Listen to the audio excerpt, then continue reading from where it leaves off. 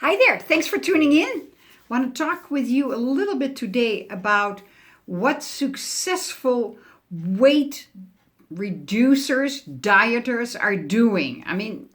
What are they doing to get slim and stay slim? But let me step back for a moment. Because here's the thing, losing weight is not so much about the eating, it's about the thinking.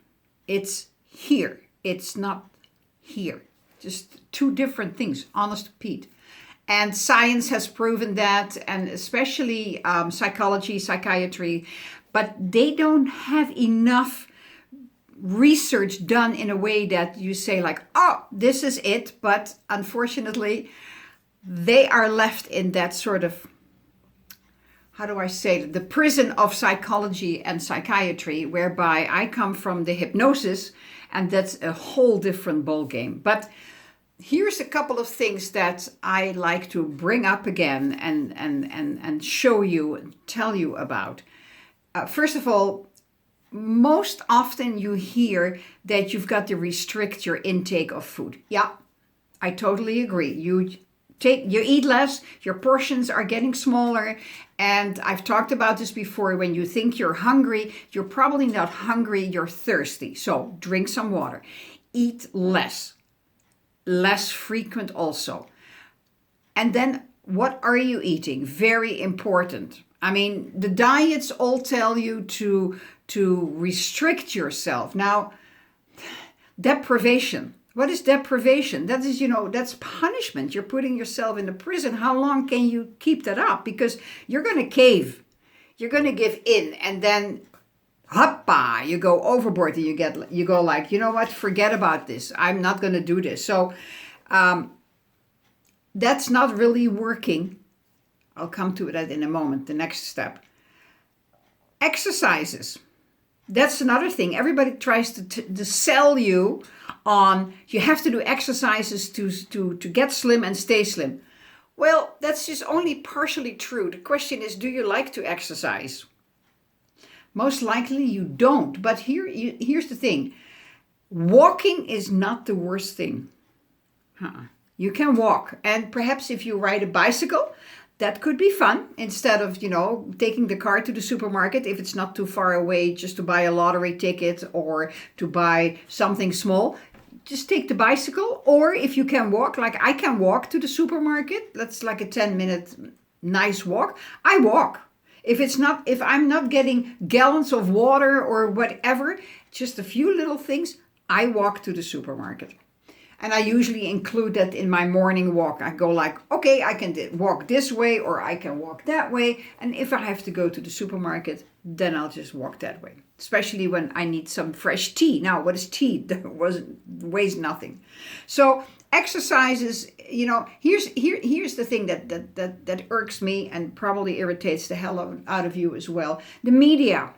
The media everywhere tells you that you have to eat less and you have to exercise more.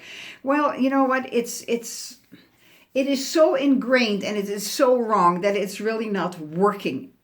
And science has proven and psychology has proven that that doesn't work. There is so much more to it. So self-control. Well, that's another thing. How much self-control do you have? Limited, I can tell you that. Limited, very limited. It's just like a muscle, You use it and then the muscle gets tired and go like, you know what, forget about this. And apart from that, you're getting mentally very tired. The prefrontal cortex gets tired and go like, goodbye, not going to do this anymore. Just forget it. So not really the solution either. And then they tell you not to think about food. That's another great one. If I ask you now, or if I tell you now, don't think about a pink elephant, what are you going to think about? What are you going to think about? The pink elephant. So if I tell you, don't think about pizza, what are you going to think about? If all the things you are not supposed to think about, you're going to be thinking about it, because here's the thing. Your mind, your brain has to scan, first and foremost, those things you're not supposed to think about. So what are you doing in the same process? You're thinking about that. How's that working? It's not really. So what do? We suppress those thoughts. How does that work? Well, that's what we have been doing all the time. We suppress the emotion, we suppress the thought. How is that working? It's not working. So what, to come around the clock, what do successful dieters do? Well, first of all, they don't talk about losing weight, dieting, because that all is deprivation. That is all punishment. You don't want to do that.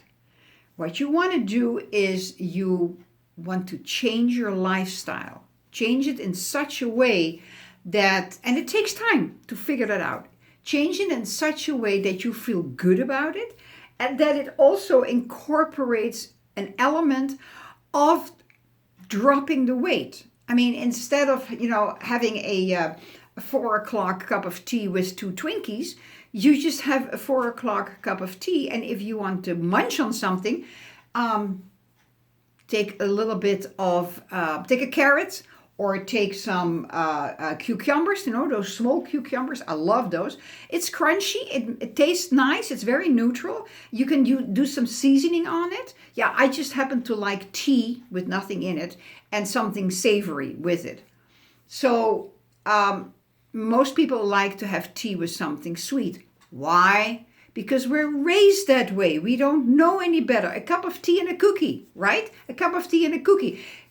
Any place, I think it's changed now, but I come from Europe, and when we would go out to a place, to a restaurant, cafe, coffee shop, whatever, we would always get a cup of coffee or a cup of tea with a cookie.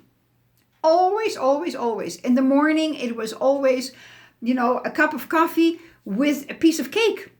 Homemade apple pie or whatever, a piece of fresh cake. Just, we baked it last night. Beautiful. So that is so ingrained, those two going together. Maybe you just want to quit the coffee altogether or quit the tea. And for sure, take the sweeteners and the sugar out of the tea and the coffee. Just eliminate that. How long does that take? Tell you, because I used to have 2 tablespoons of sugar either in my tea and my coffee and a sweetener.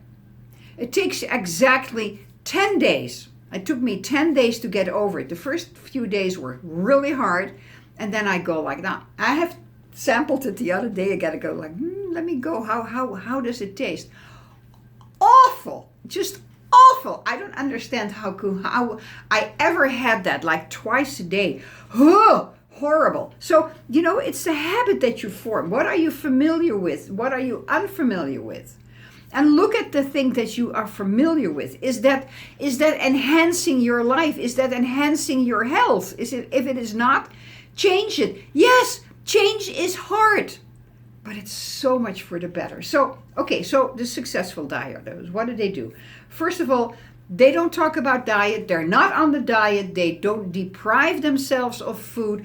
They choose to eat those kind of foods that they like. And you have to figure that out. I cannot tell you that salad is the best way to go. There may be something else like broccoli or zucchini that you go like, oh, wow, I like that. I can easily live on that. I am a huge zucchini consumer. So skip that terminology. Depriving is punishing. Then I briefly mentioned permanent lifestyle change, because that's what it's all about. You have been programmed yourself along the way into a wrong lifestyle with cookies, with cake, with alcohol, with otherwise not anything that supports a healthy body. Change your lifestyle. Then, as I sort of mentioned, do a personalized approach to everything. Don't follow what everybody is telling you. What do you like? What do you like to eat that, you really can keep eating on the longer term, less about it, and it also helps you drop the pounds. And you'll figure that out, and you're going to like it. I mean, it is a long process. How long did it take you to get those pounds onto you? It just, unfortunately, it doesn't happen overnight. And don't look at the latest diets anymore. Those fat diets, just forget it. Don't look at it anymore. Don't be enticed by friends who drink only water or whatever, only smell the flowers. Don't do that. What you want to do perhaps is look into getting support, real support, long-term support, like what I'm talking to you now, just support in what you are doing, in the lifestyle you are building. Because ultimately, if you really want to drop the weight, there is only really one way to go, and that's hypnosis, because all the weight gain comes from trauma. Only trauma that took place in your childhood. It's not the trauma, it's your response internally to the trauma. Whatever took place, whatever happened to you because you had no defense, whatever happened, how did you interpret that? What was the trauma within you?